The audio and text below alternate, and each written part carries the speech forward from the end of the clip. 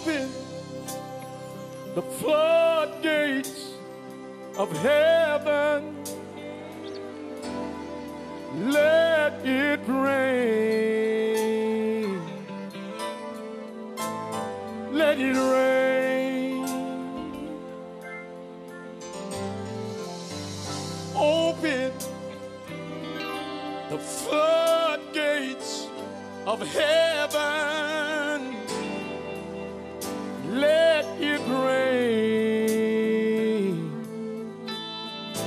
Let it rain. Help me, somebody say it tonight. Open the floodgates of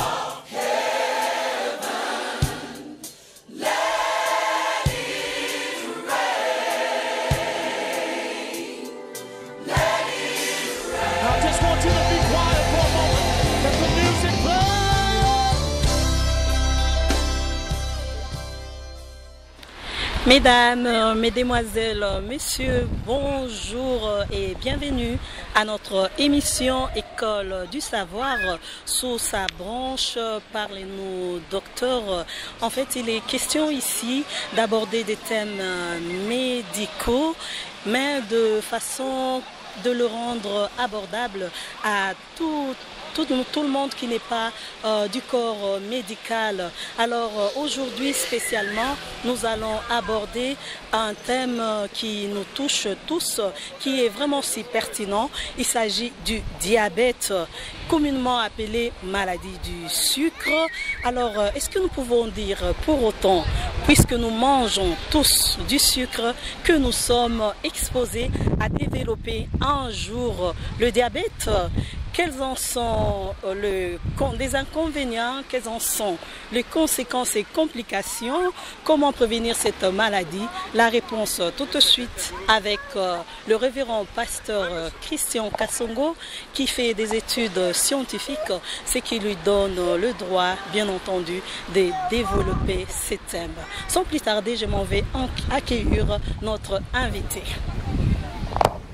Ça va bien, merci. Et bienvenue sur ces plateaux. Comme je l'avais annoncé, aujourd'hui nous allons parler du diabète, ce qui est communément appelé maladie du sucre. Alors sans plus tarder, nous allons entrer dans le vif du sujet. Bonjour pasteur, est-ce que vous pouvez nous dire le diabète, pourquoi est-il ainsi dénommé maladie du sucre? Merci beaucoup pour cette question. Aujourd'hui, c'est vrai que les sujets que nous sommes en train de développer, c'est les sujets diabète. Oui. Les diabètes, maladie du sucre, comme l'a introduit notre maman et sœur Tati, c'est une maladie du sucre, certes, mais c'est une maladie de l'hyperglycémie. Oui. Le diabète signifie taux élevé du sucre dans les sangs, chose qu'on appelle hyperglycémie. tout un chacun de nous, quand nous mangeons, des choses qui contiennent du glucide, c'est-à-dire du sucre, qui contiennent du glucose, les taux du sucre en nous augmentent. Mais nous avons un mécanisme en nous qui est fait pour digérer ces sucres, c'est-à-dire faire que les sucres aient son rôle dans l'organisme. Ce qui revient à dire que les sucres doivent aller à l'intérieur de nos cellules du corps. C'est seulement à l'intérieur des cellules que les sucres trouvent son rôle pour qu'ils soient transformés à son rôle de l'énergie pour les corps, qu'on appelle l'ATP, adénine triphosphate. Alors, ces sucres-là, pour certaines personnes, n'arrivent plus à rentrer dans la cellule ou arrivent à rentrer en partie. Puisqu'ils n'arrivent pas à rentrer dans des cellules, les sucres restent stagnés, drainés au niveau de la circulation sanguine, d'où les taux du sucre qui montent, qu'on appelle l'hyperglycémie. La chose qui permet au sucre d'entrer dans des cellules s'appelle l'insuline. Or, notre insuline à nous est sécrétée par le pancréas. Chacun de nous a un pancréas et ce pancréas libère deux hormones, l'insuline et le glucagon. Nous ne parlerons pas beaucoup du glucagon aujourd'hui, nous parlerons d'abord de l'insuline. Une fois que nous mangeons quelque chose de sucré, l'insuline est sécrétée également par les pancréas parce qu'il a détecté que le sucre est là. Il va ouvrir la porte des cellules et les sucres, donc les glucides, vont entrer. Les glucoses vont rentrer à l'intérieur des cellules. C'est comme ça que nous fonctionnons tous. Mais, le diabète, c'est quoi? D'autres personnes, leur pancréas, tenez-vous bien, ne sécrète plus de l'insuline. En d'autres termes, quand ces personnes se retrouvent en train de manger des choses sucrées, les glucoses, donc les sucres, se retrouvent dans les sangs et ces glucoses ne savent pas rentrer à l'intérieur des cellules. Ils restent dans les sangs. Quand on fait leur test de glycémie, donc les glucotests, on pique, on prélève, on vérifie, les taux du sucre de ces gens sont très élevés. Pour les dire en passant, la norme du sucre chez une personne normale, c'est 1,1. Dès qu'on dépasse 1,26, on est dans l'hyperglycémie. Chez les diabétiques. Chez un diabétique, ça commence à partir de 126 ou bien 1,6 grammes par litre de sang. Là, on peut parler de l'hyperglycémie chez un diabétique. Et alors, faudra-t-il encore qu'il soit à jeun? Parce que quand on mange, les taux du sucre s'augmentent. Alors, toujours dans notre introduction, en parlant du taux du sucre, toute personne, quand nous prenons notre petit déjeuner, quand nous mangeons des pommes, quand nous mangeons des objets sucrés, peu importe, les taux du sucre augmentent. Mais je répète, nous avons un système, un mécanisme de compensation. Le pancréas libère l'hormone qu'on appelle l'insuline. Il permet la digestion du sucre. Et cela se fait ainsi. Mais des personnes qui sont diabétiques, alors là commence le premier problème. Diabète, nous en distinguons plusieurs types. Mais souvent, nous parlons de deux types de diabète, des diabètes type 1 et diabète type 2. Ceux qui sont diabétiques type 1, leur pancréas ne sécrète plus d'insuline. Donc quand eux ils mangent, leur glucose ne peuvent pas rentrer dans des cellules, ça reste stagné. Et c'est un problème de digestion de glucose. Ceux-là, c'est les diabètes type 1, j'insiste. Les personnes qui sont diabétiques du type 1, qui est la première catégorie de diabète, eux, c'est des diabétiques, des personnes qui n'ont plus de sécrétion d'insuline. Leur pancréas ne sécrète plus d'insuline, malheureusement. Donc, qu'ils mangent quelque chose de sucré, il n'y a rien qui va conduire ces glucoses à rentrer dans des cellules pour faire son travail, être transformé en ATP, donc l'énergie du corps. Or, nos cellules, pour fonctionner, ont besoin du sucre et de l'énergie. Et eux n'ont pas ça, malheureusement. Ça, c'est la première catégorie. C'est dû à quoi? Je peux demander, c'est quoi la cause? Qu'est-ce qui fait que le pancréas ne puisse plus produire? Merveilleuse question, Maman Tati. Des personnes qui n'ont plus cette sécrétion d'insuline, leurs pancréas sont abîmés. C'est une maladie auto-immune. C'est une autodestruction qui est faite au niveau des cellules de l'îlot de Langerhans. Là, je rentre un peu en profondeur. Les cellules du pancréas, qu'on appelle l'îlot de Langerhans, c'est eux qui sécrètent et ils sont détruites, ces cellules-là. Une fois qu'ils sont détruites, ça veut dire qu'il n'y a plus sécrétion de l'hormone qui est l'insuline. En ce moment-là, la personne ne pourra plus sécréter l'insuline et c'est une maladie donc insulino-dépendante. Que ces personnes ont un double traitement. Il y a l'insuline lent et l'insuline rapide. Ils ont une injection de l'insuline lent qui peut couvrir pendant 24 heures. Il y a maintenant de nouvelles gammes d'insuline qui sont faites pour permettre aux gens de tenir pendant 2, 3 jours ou plus. Mais c'est une insuline qui leur sont injectées et qui couvre une période de la journée. Ça, c'est l'insuline lent. Mais l'insuline rapide, c'est une insuline qu'ils prennent, c'est ce qu'on appelle la formule pandriale, ça correspond au repas. Dès qu'on mange, on prend ça, c'est-à-dire post-pandrial, dès que la personne a mangé, il s'injecte et l'insuline permet la digestion de ce qu'on vient de consommer. Ça, c'est le diabète type 1. Nous allons approfondir ça certainement à l'émission prochaine. Voilà. Il y a des conséquences. Et nous en parlerons également à l'émission prochaine en détail. Mais pour l'instant, je peux juste donner quelques petites conséquences qui sont quand même pas les moindres. Des personnes qui ont des insulines, des sécrétions d'insuline abîmées parce qu'ils souffrent de ces diabètes du type 1. Ils n'ont plus de sécrétion d'insuline, ils n'ont plus du tout d'hormones d'insuline. Ceux-là, vu qu'ils courent les risques de l'hyperglycémie, les conséquences de l'hyperglycémie, ça touche deux catégories. Ça touche les macro-angiopathies et les micro-angiopathies. Commençons par les micro-angiopathies. Pourquoi les conséquences sont au niveau des micro-angiopathies? Qui dit micro-angiopathie dit les petits vaisseaux. Les petits vaisseaux. Donc, l'hyperglycémie va abîmer les petits vaisseaux. Je donne l'exemple. Les veines qui vascularisent notre rétine ne seront plus vascularisées, ce qui veut dire que cette personne aura des difficultés au niveau de la vision.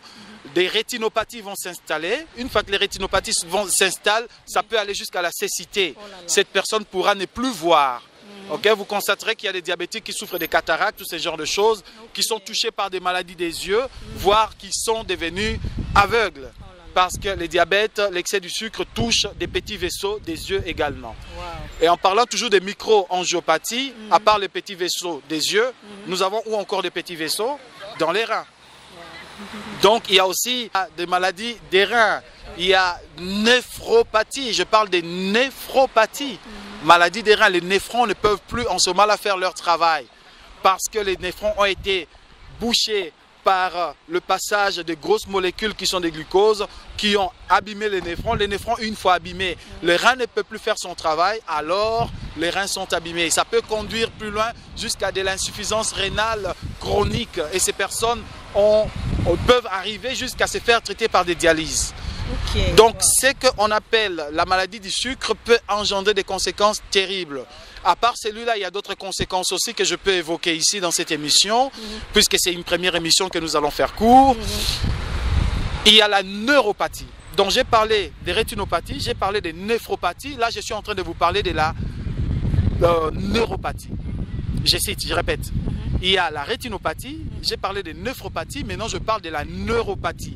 Ça veut dire quoi? Les nerfs sont touchés. Et une fois que les nerfs ne sont plus vascularisés et que les nerfs sont morts, c'est irréversible. Ces personnes souffrent de maladies des nerfs, soit une hypersensibilité, donc ils sont tout le temps dans la sensibilité aiguë, et ça peut faire qu'ils puissent ressentir une douleur atroce. Soit l'inverse.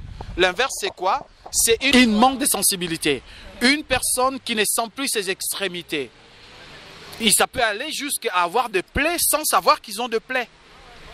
Et c'est là où, excusez-moi de vous interrompre, parce qu'il y a le malade, les diabétiques, souvent ont comme complication aussi l'amputation. Est-ce que c'est dans ces cadres-là aussi quand les nerfs arrivent jusque-là?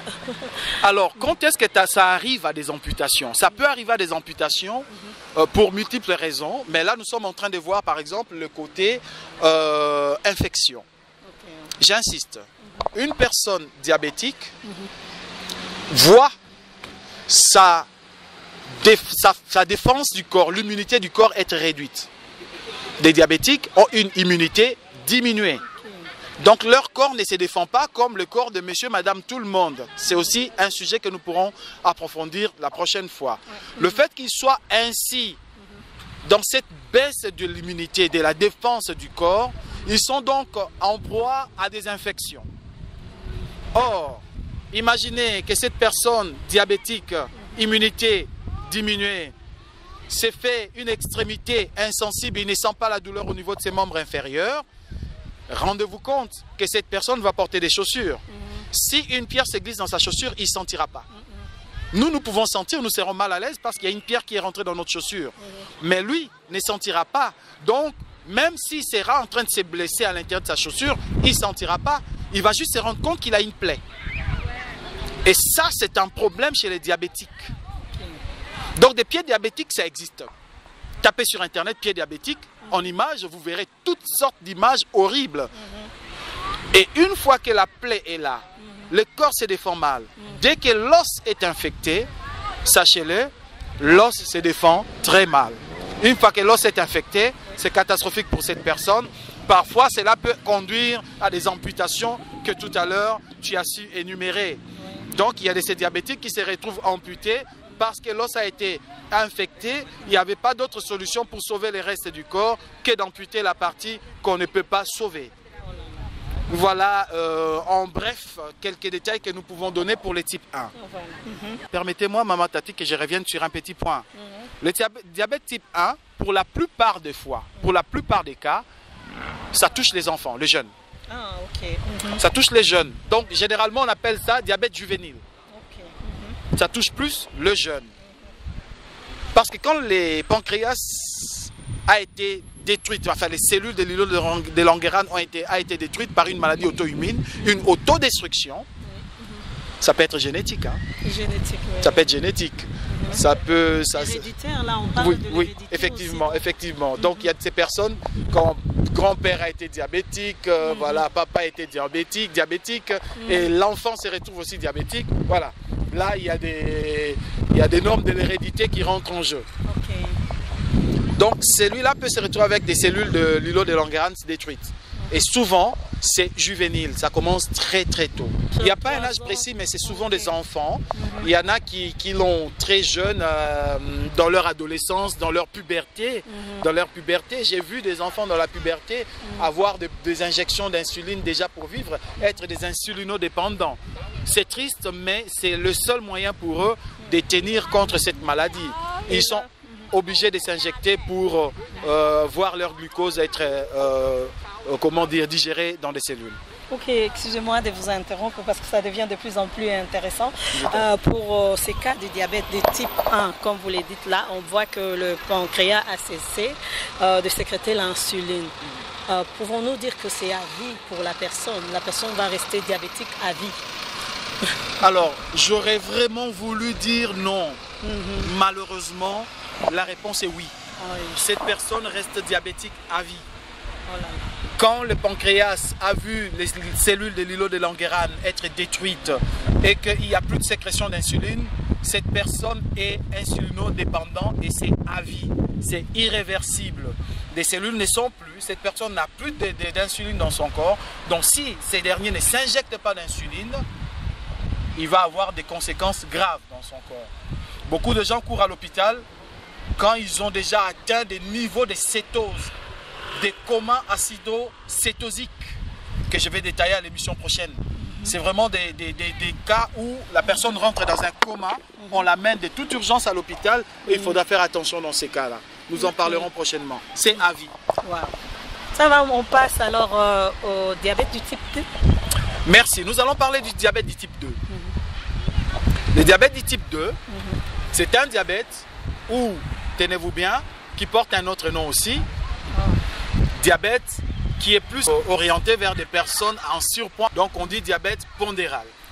C'est des personnes en embonpoint, en surpoids, des obèses ou des personnes en obésité. Ces personnes, pour la plupart, il y a aussi des types 2 qui sont moins obèses, ça existe aussi. Mais pour la plupart, ça touche des personnes en surpoids. Le type 2, différemment du type 1, les diabètes type 2, les diabétiques type 2, leur pancréas continue à sécréter de l'insuline. Donc ils ont encore de l'insuline dans leur pancréas qui est sécrété. Mais pas assez.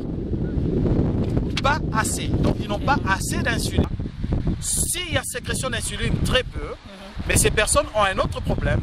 C'est que les insulines, pour faire entrer les glucoses dans les sangs, vont rencontrer malheureusement, à cause de l'obésité, ils vont rencontrer une résistance autour du paroi de la cellule. Les parois de la cellule vont devenir résistants à l'insuline. L'effet, je dis bien les facteurs obésité, modifient les parois de leurs cellules. Les récepteurs de l'insuline ne seront plus en bon état. Donc quand l'insuline viendra comme une clé pour ouvrir la porte de la cellule et faire entrer les glucoses, il y aura une résistance.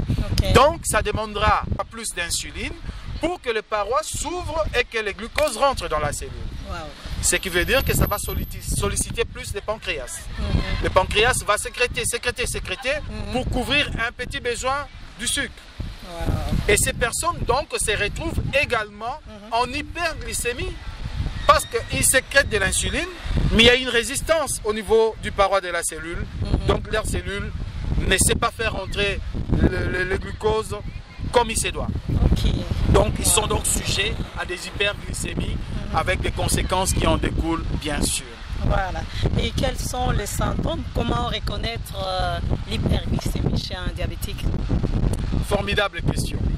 Alors, les symptômes de l'hyperglycémie. Une personne en hyperglycémie, vous allez tout de suite reconnaître que parce que les reins ont un seuil de tolérance. Les reins purifient les sangs de nos corps. Ils réabsorbent ce dont nous avons besoin dans nos corps. Normalement, les glucoses ne passent pas dans les urines.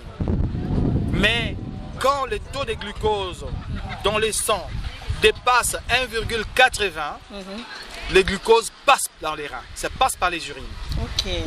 Ce qui veut dire que cette personne va se retrouver avec du glucose dans ses urines. Donc les reins ne pourra plus réabsorber les glucoses. Le glucose va traverser une frontière qui n'est pas faite pour qu'elle traverse. Pourquoi les reins vont faire ça? Parce que les reins tiennent à diminuer les taux de glycémie, de l'hyperglycémie, pour stabiliser. Les reins n'est pas là seulement pour filtrer, mais il est là aussi pour faire un rôle de l'homéostasie, pour équilibrer ce qui circule dans notre sang. C'est le rôle du rein. Alors, les reins, en équilibrant le sucre, il va constater qu'il y a trop de sucre dans les sangs. Il va donc ouvrir la vanne pour que les sucres, puisque le taux a dépassé les 1,80 grammes par litre, il va ouvrir pour que les sucres s'en aillent. Ce qui veut dire que cette personne va beaucoup faire pipi. Voilà pourquoi les diabétiques font beaucoup pipi. Ils urinent beaucoup, sauf que je le dise aussi cru. Ils urinent beaucoup parce que les reins, a vu un taux de sucre qui dépasse les 1,80 grammes par litre. Il faut que ce taux du sucre soit évacué. Donc il ouvre la vanne pour que ça parte. Malheureusement, ce n'est pas le seul symptôme. Donc, la polyurie, libération de pipi, beaucoup pisser, va conduire à quoi? Quand on fait pipi, on se vide de son eau. Voilà, effectivement, vous l'avez dit. La personne va se retrouver desséchée, la soif, la soif, que nous appelons la polydipsie. La personne aura soif. La polydipsie, c'est le deuxième symptôme de l'hyperglycémie. De diabète, donc la polydipsie va s'installer, la personne aura soif, va beaucoup boire et malheureusement ça ne va pas compenser parce que ça va encore sortir. Ça c'est le deuxième symptôme. Mais il n'y a pas que ça. Il y a aussi la polyphagie. Et c'est quoi? La polyphagie, c'est une envie de manger excessive. Des personnes diabétiques ont très faim. Pourquoi? Parce que leurs cellules n'ont pas reçu les sucres, les glucoses dont ils ont besoin. Ils ont mangé, mais le glucose n'est pas rentré dans la cellule, le glucose est resté dans la circulation sanguine. Donc la cellule dit « Eh oh, je n'ai pas reçu les glucoses ». Le cerveau dit « Mais si, il a mangé. Pancréas, tu as envoyé l'insuline ». « Oui, j'ai envoyé, mais la cellule s'est plainte, il n'a pas reçu ». Vous comprenez un peu? Ce mécanisme est en train de rentrer en jeu. La cellule s'est plainte de ne pas manger. Et la personne aura faim parce que la cellule va faire quoi? Elle va consommer ses propres graisses. chose qui va conduire à la cétose. Les corps cétoniques seront libérés parce que la cellule, au lieu de manger, au lieu de consommer l'énergie du sucre, du glucose, la cellule va consommer ses propres graisses. Et ces métabolismes-là, ces mécanismes-là, vont produire des corps cétoniques. Qui dit corps cétonique, plusieurs corps cétoniques produits, c'est carrément de l'acide cétosique. Et c'est là, si ça continue, ça peut conduire à un coma cétosique parce que le cerveau ne supportera pas longtemps l'acidité conduite ou induite par la cétose. Wow. Et la personne continue à manger, donc ce qui favorise. Donc ils auront trop faim. Les diabétiques se réveillent parfois en pleine nuit pour aller chercher à manger tellement qu'ils ont faim. Et cela le maintient alors dans l'état de l'obésité pour les types D par exemple. Vous l'avez si bien compris. Malgré que la personne peut être obèse dans les types 2, ces derniers vont continuer à manger comme pour combler une faim. Wow. Malheureusement. Donc c'est un cercle vicieux en fait. Voilà. Nous allons bientôt clôturer cette émission, mais avant de clôturer, est-ce que c'est tout ce qu'il y a comme type de diabète? Parce qu'on remarque que certaines femmes enceintes arrivent aussi à développer les diabètes. Comment expliquer ce phénomène? Merveilleuse question, Maman Tati. Les diabètes, il y en a plusieurs sortes. Nous avons parlé du diabète type 1, nous avons parlé du diabète type 2, mais il y a aussi ce que nous appelons les diabètes gestationnels. Je répète, les diabètes gestationnels. Ça arrive pas à toutes les femmes, mais à certaines femmes, pendant leur grossesse, elles peuvent se retrouver diabétiques. Qu'est-ce qu'on entend par là? Il y a le poids du bébé, plus le poids de la maman. Déjà, une femme enceinte, elle prend un peu plus du poids. Il y a le poids du bébé, le poids de la maman, qui s'impose. Les pancréas se doivent de libérer de l'insuline pour ces deux-là. Or, cela peut arriver que ça ne suffise pas. Donc, l'hyperglycémie due à un diabète gestationnel. Mais ne vous en faites pas.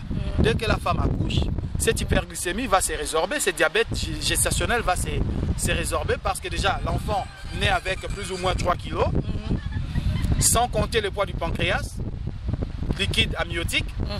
Et bien, dès que ceux-ci sortent, facilement madame a perdu plus ou moins 5 kilos. Vous comprenez? Donc en perdant 5 kilos, l'histoire du diabète gestationnel peut déjà se résorber. Voilà, on sait que le temps qui nous a été imparti touche à sa fin. Merci, pasteur, pour toute l'information.